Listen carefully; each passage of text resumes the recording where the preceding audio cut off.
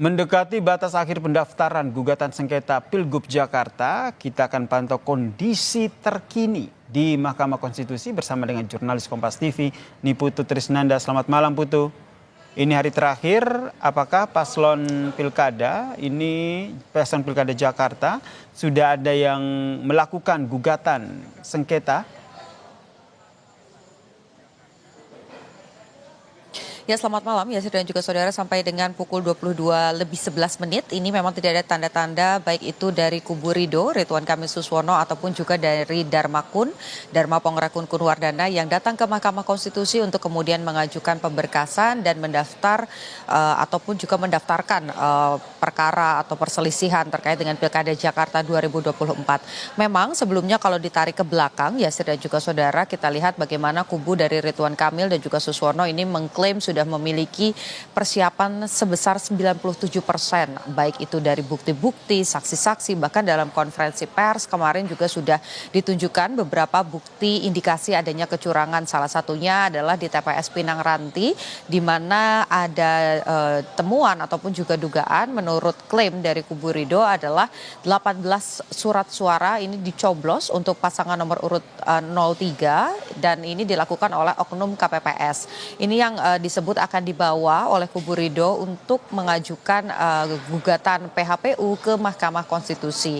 Bukan hanya dari kubu Ridho saja, dari kubu Dharma Pongrakun Kunwardana juga mengklaim hal yang sama, tidak hanya terkait dengan dugaan adanya kecurangan, tapi juga terkait dengan legitimasi dari suara ataupun pemilih yang mengikuti Pilkada Jakarta 2024. Kubu dari Dharma Pongrakun ini mempertanyakan terkait dengan legitimasi suara dari Pramono dan juga Rano, di mana dari total ada 4 juta yang surat suara yang harusnya dimiliki atau memiliki hak suara oleh penduduk DKI Jakarta, ini hanya diikuti oleh sekitar setengahnya saja, sekitar 50% warga Jakarta yang menggunakan hak pilihnya.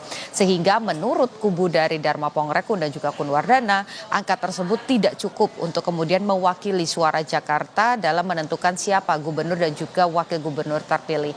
Tapi sampai dengan saat ini kami mencatat dari situs resmi Mahkamah Konstitusi Republik Indonesia bahwa sudah ada 261 permohonan yang masuk begitu untuk urusan PHPU, di mana diantaranya ada 9 merupakan permohonan sengketa pilkada. Ada Edi Rahmayadi di situ yang juga sudah mengajukan permohonan sengketa tapi masih ditinjau.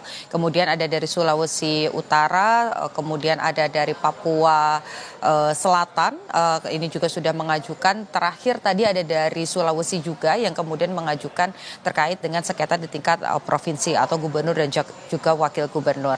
Tidak hanya itu saja, di tingkat kabupaten dan juga kota ini juga ada banyak sekali yang kemudian mengajukan permohonan gugatan, tentu didominasi oleh di tingkat kabupaten, bupati ada sekitar 200-an laporan yang sudah dimasukkan dan akan ditinjau terlebih dahulu oleh Mahkamah Konstitusi apakah memenuhi syarat atau tidak. Kembali soal Jakarta, Yasir dan juga saudara, memang yang kemudian disampaikan oleh kubu Ridho ataupun juga Dharma Pongrakun tidak datang sampai dengan 2 jam menjelang detik-detik penutupan Mahkamah Konstitusi dalam menerima permohonan sengketa pilkada, ini tidak disampaikan kepada publik. Apa alasannya? Yang kalau kita lihat klaimnya sudah punya bukti, saksi sudah siap, tinggal melaporkan saja begitu. Tapi sampai dengan malam hari ini belum ada laporannya sama sekali.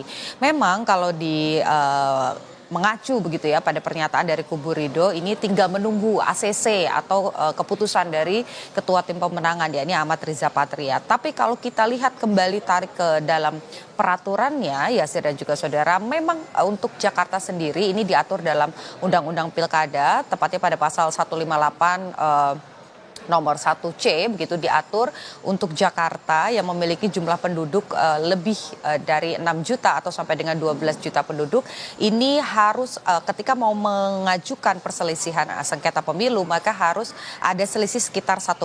Kalau kita lihat mengacu pada angka yang kemudian sudah dihitung, direkapitulasi berjenjang dari kabupaten kota sampai dengan kemudian provinsi kemarin yang sudah ditetapkan oleh KPU Jakarta, memang 1% dari surat suara suara sah, ini jumlahnya sekitar 43 ribuan suara. Artinya kubu Ridho harus bisa membuktikan bahwa selisih 43 ribu suara itu bisa dibuktikan dan dibawa ke meja sidang jika memang ingin memenangkan proses sengketa di Mahkamah Konstitusi. Jadi pertanyaannya adalah apakah kubu Ridho bisa memenuhi syarat tersebut untuk mengajukan dan apakah bukti-bukti juga sudah siap untuk dibawa ke meja Mahkamah Konstitusi. Jadi kita masih menanti, masih ada sisa waktu sekitar 2 jam apakah ini akan digunakan, karena kalau tidak artinya KPU Jakarta tinggal melanjutkan hasil rekapitulasi yang sebelumnya sudah dihitung secara berjenjang sampai dengan di tingkat provinsi dan Pramono Rano unggul melebihi syarat 50+1 dengan 50,07%.